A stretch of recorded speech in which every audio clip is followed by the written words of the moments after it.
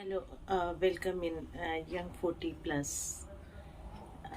आप सब बहुत अच्छे से होंगे, इसका मुझे पूरा भरोसा है। माना सर्दियाँ बहुत हैं, लेकिन इसमें भी आप इंजॉय कर रहे होंगे, क्योंकि मौसम से बहुत फ़र्क नहीं पड़ता। फ़र्क पड़ता है किसी चीज़ को हमें मान लेने से।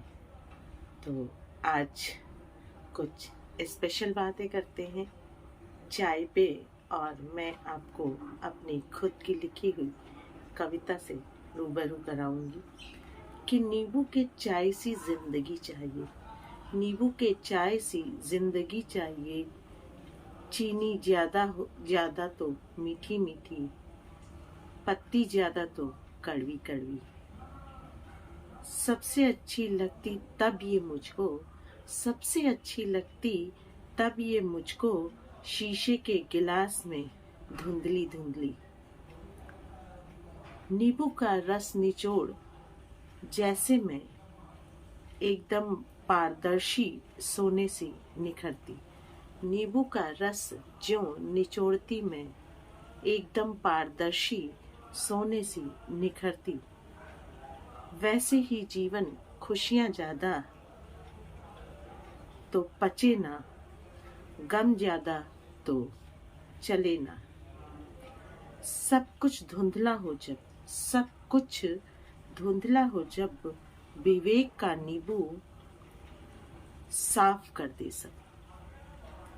जीवन का दर्शन नींबू की चाय, थोड़ी खट्टी सी थोड़ी मीठी सी।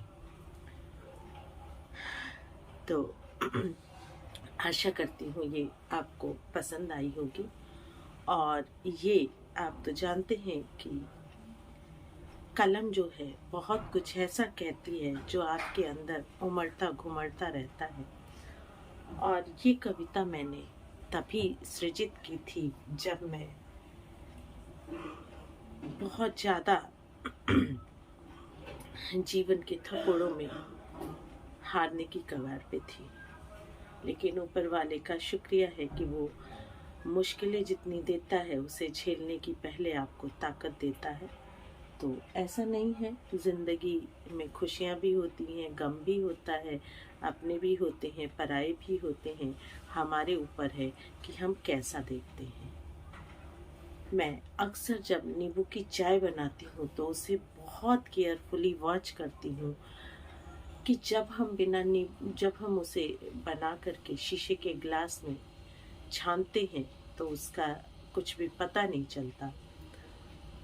लेकिन ज्यों ही हम उसमें नींबू की 4 बूंदें निचोड़ते हैं, वो एकदम शीशे सा पारदर्शी और सब कुछ क्लियर हो जाता है।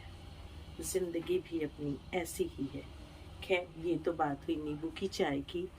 और समय के साथ चाय की भी वेराइटियाँ बदलती जा रही हैं। कोई अदरक वाली चाय पसंद करता है, कोई तुलसी वाली, कोई तेज पत्ते वाली और कोई काली मिर्च वाली। तो ये आपके ऊपर है।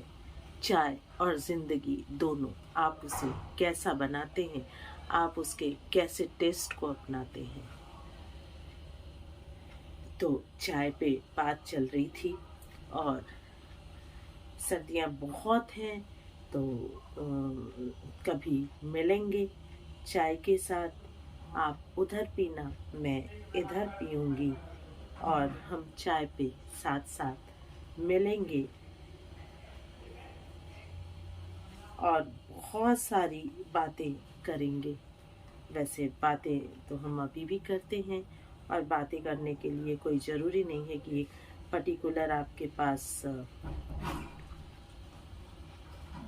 टॉपिक ही हो। कहते हैं ना कि जब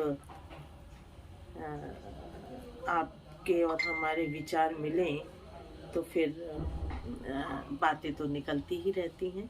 और जब बात शुरू होती है तो पता ही नहीं चलता कि कितना वक्त बीत गया, या कितनी ज़्यादा बातें हो गई। तो आपने अक्सर देखा होगा कि कोई भी मीटिंग चाय पे ही शुरू होती है और चाय पे ही ख़त्म भी होती है। जब कभी किसी को मुलाकात करनी होती है तो चलो एक कप चाय पीते हैं, या मिलते ही, अब हमारा इंडियन कल्चर बदल गया है, जो पहले मीठे से शुरुआत होती थी अब चाय से ही होती है। तो चाय कहीं तो है जो एक दूसरे को जोड़ता है और एक संदेश देता है कि अलग अलग चीज़ों को मिला करके जब आप उसे उबालते हैं तो एक अलग ही टेस्ट, एक अलग ही रंग, एक अलग ही खुशबू निकलती है। मन